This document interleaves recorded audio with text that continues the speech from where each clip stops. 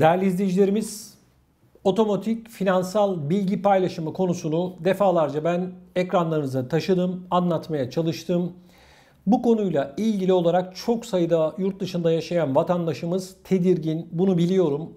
Türkiye'de parası olan vatandaşlarımızla ilgili bir sıkıntı bu. Bilmeyenler için ya da ilk defa izleyenler için kısaca şunu söylemek istiyorum. Siz eğer yurt dışında yaşıyorsanız ve Türkiye'deki herhangi bir bankada bir paranız varsa ya da özel emeklilik sigortanız varsa, SGK demiyorum bakın, özel emeklilik sigortası poliçeniz varsa ya da Türkiye'de borsada bir miktarda ya da belirli bir miktarda paranız varsa, bir yatırım yaptıysanız arkadaşlar, bunlar Türkiye tarafından sizin yaşamış olduğunuz ülkenin Maliye Bakanlığı'na iletilecek. Şimdi değerli izleyicilerim, bununla ilgili olarak iletimler başladı. Türkiye çünkü uluslararası bir anlaşmaya imza attı. 137 ülkenin imzası var bu anlaşmada. Pandemi nedeniyle geçen yıl yapılamayan bu bildirimler bu yıl Cumhurbaşkanı Erdoğan'ın Haziran ayında resmi gazetede yayınlamış olduğu genelgeyle artık yürürlüğe girdi. Geçen yılın ve ondan önceki yılın bilgileri de değerli izleyicilerimiz, 2019 ve 2020'nin bilgileri de bu yaşadığınız ülkenin Maliye Bakanlığı'na iletilmeye başlandı ve iletilen ülkeler var. Şimdi bakın değerli izleyicilerim, bununla ilgili çok sayıda soru alıyoruz. Vatandaş bize soruyor ne yapacağız diye, buna geleceğiz. Ne yapacağınızı anlatacağım ancak onun öncesinde bilmeniz gereken başka noktalar var. Bakın, Türkiye böyle bir anlaşmaya imza atarak doğru yaptı, yanlış yaptı konuları artık geride kaldı. Benim fikrimi soracak olursanız ben bu anlaşmanın yurt dışında yaşayan Türkler açısından çok kötü olduğunu, Türkiye Cumhuriyeti devletimiz açısından da çok kötü olduğunu, bu anlaşmanın vatandaşımıza ve devletimize herhangi bir şey kazandırmayacağını düşünüyorum. Bakın, Fas, Tunus, Cezayir gibi ülkeler kendi vatandaşlarının kendi ülkelerindeki paralarını bildirmeyi kabul etmediler.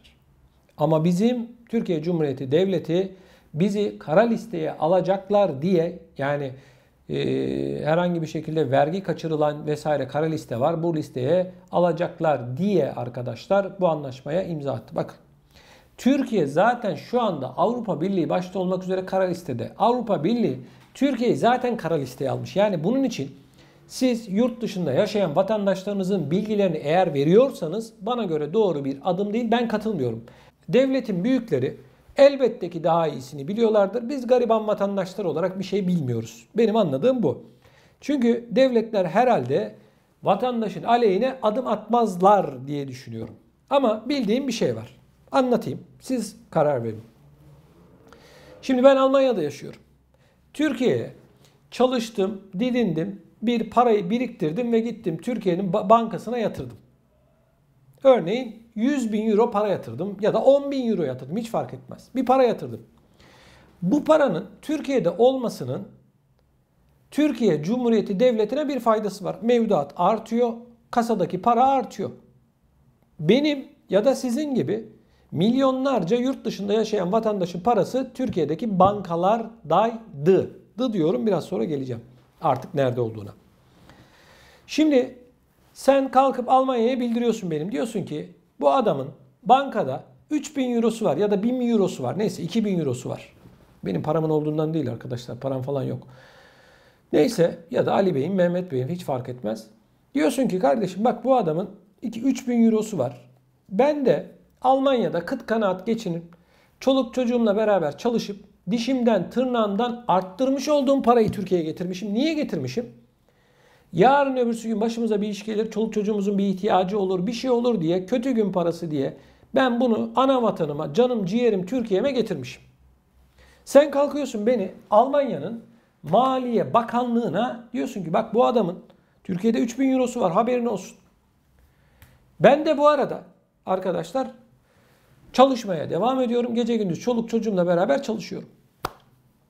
Bir gün bana mektup geliyor. Yazıyor mektupta, diyor ki bak diyor Fatih Bey diyor, senin Türkiye'de 3000 euron varmış. Bu para neyin nesidir, gel bakalım diyor maliye, beni çağırıyor. Gidiyorum ben. Anlatabilirsen.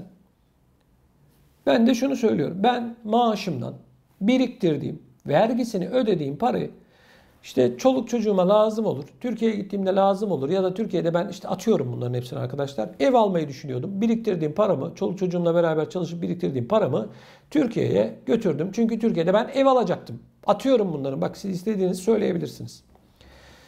Ben bunları söyledim. Dedim ki kardeşim bak böyle böyle. Şimdi tabii meblağ yükseldikçe sıkıntı. Şimdi eğer siz sosyal yardım alıyorsanız bakın size diyecek ki o maliyeci de yani elbette işini bilen biri. Diyecek ki sen benden sosyal yardım alıyorsun. Param yok diye beyanda bulunmuşsun. Diyecek bu para ne? Sana söyleyeceği şu. 2 tane şık var bakın. Uygulamayı olmadığı için net bilmiyoruz. Şu olacak. 1. Senin sosyal yardımını kesiyorum. 2. Arkadaşlar gidiyorsun bu parayı alıyorsun, getiriyorsun, yiyorsun, içiyorsun, o parayı bitiriyorsun. Ondan sonra gel bana ben sosyal yardım başvurusu yap. O zaman değerlendireceğim der.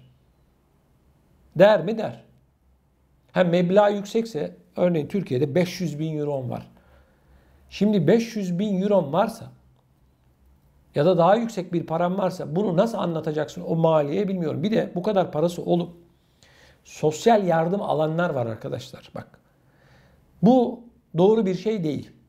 Yani adam diyor ki Almanya, Fransa, Hollanda, İsviçre diyor ki bak diyor sen diyor geçinemiyorsan paran yoksa gel diyor ben sana sosyal yardım vereceğim. Sen diyorsun ki gidiyorsun benim param yok geçinemiyorum. Al diyor sana sosyal yardım her ay. Çocuk parandı, kiraydı, oydu buydu vesaireydi. Ama senin bir bakıyor sosyal yardımın çıkıyor. Bu doğru bir şey değil zaten. Böyle yapan var mı? Bir sürü vatandaşımız var.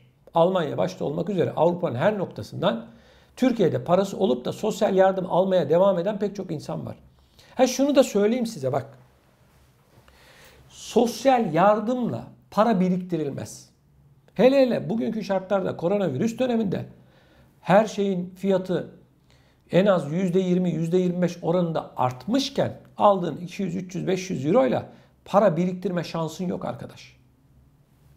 Benim gördüğüm, bildiğim bu. Markete en ucuz market dediğin Aldi'ye bile gidiyorsun. Marketteki gıda ürünleri geçen yıla göre %25, %30 artmış. Basitçe hani sizler daha iyi biliyorsunuz ama görünen bu. Şimdi vatandaş tedirgin. Acaba ne olacak? Arkadaşlar hiç canınızı sıkmayın. Geçmişe dair artık biliyorsunuz yeni yıldayız. Geçmişe dair yapacak hiçbir şeyiniz yok. Ben daha önce açıklamıştım bak. Neler yapabilirsiniz bundan sonrası ile ilgili. Benim bu konuyla ilgili videolarımı Kasım'da, Aralık'ta izleyenler benim söylediklerimi eğer yaptıysa bu bildirimden belki muaftılar. Bak ne yaptılar? Bu anlaşmanın kapsamı şu. Her yılın son günü olan 31 Aralık tarihinde bankada kaç paranız varsa 31 Aralık'ta bu para bildiriliyor. Ve bu parayla beraber o hesaptan siz eğer bir faiz geliri elde ettiyseniz bunlar bildiriliyor. Eğer siz 31 Aralık'tan önce bu parayı diyelim ki 30 Aralık'ta çektiniz.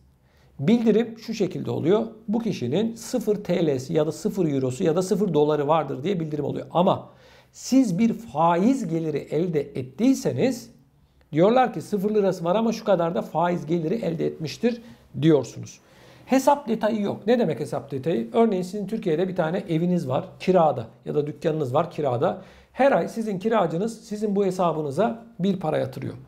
Bu paranın detayları işte bu kişinin kirası yatmıştır diye bildirim olmuyor Almanya'ya, Fransa'ya, Hollanda'ya.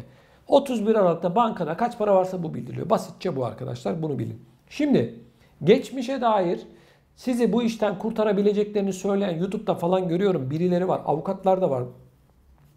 Arkadaşlar bakın sakın ola ki paranızı falan bunlara kaptırmayın. Bunlar size danışmanlık adı altında 3-4 bin euro para alıyorlar. Diyorlar ki biz sizin ikametgahınızı değiştiriyoruz diyorlar. Sizin bildiriminiz olmayacak diyorlar bakın. Türkiye'de bir yıl içerisinde 6 aydan fazla kalırsanız ikametinizi yaşamış olduğunuz o adrese alabilirsiniz. Ama bir yılın içerisinde 6 aydan fazla kalmıyorsanız bunu yapamazsınız. YouTube'da falan görüyorum. Bakın birileri sizin paranızın peşinde şunu yaparız bunu yaparız diye sakın ola ki paranızı kaptırmayın. Benden size söylemesi sonradan çok üzülürsünüz. Şimdi Anlattım, şifreyi verdim aslında. 31 Aralık'tan önce paranızı çektiğiniz zaman bir faiz gelirinizde yoksa sizin bildiriminiz 0 diye olacak. Kiralık kasalarla ilgili durum şu. Kiralık kasalarla ilgili herhangi bir bildirim olmayacak. Çünkü kiralık kasanın içerisinde ne olduğunu siz biliyorsunuz. Banka bilmiyor. Yani bu kişinin kiralık kasası vardır diye bildirim olmuyor. Bunun yanı sıra diyorlar ki Türkiye'de emekli olduğum bildirilecek mi? Hayır, bildirilmeyecek. Bu anlaşmanın kapsamında sizin Türkiye'de emekli olduğunuz ya da emekli maaşı aldığınız bildirilmeyecek. Hesap detayları da az önce de anlattığım gibi bildirilmeyeceği için sizin herhangi bir şekilde tereddüt etmenize gerek yok arkadaşlar. Şimdi vatandaş soruyor. Ben diyor Türkiye'de emekli olduğumu bildireyim mi diyor. Bak, bunun kararını siz vereceksiniz. Ben değil.